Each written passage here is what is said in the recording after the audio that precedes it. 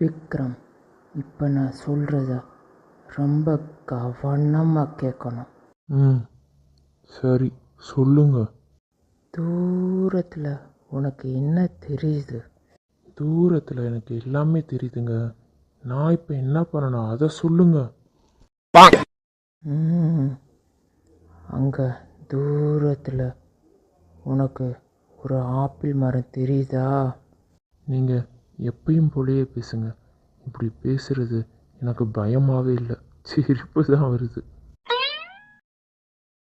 அங்கே இருக்கிற ஆப்பிள் மரம் நல்லாவே தெரியுதுங்க. அடுத்து எனக்கு என்ன பண்ணணும்னு சொல்லுங்க. நான் உனக்கு போனால் போதுன்னு சொல்லி கொடுக்கலான்னு வந்தா நீ என்னையவே கிண்டல் பண்ணுறியா? இருந்தாலும் என்னோட நெசமாயோக்காக இதை பொறுத்துக்கிறேன்.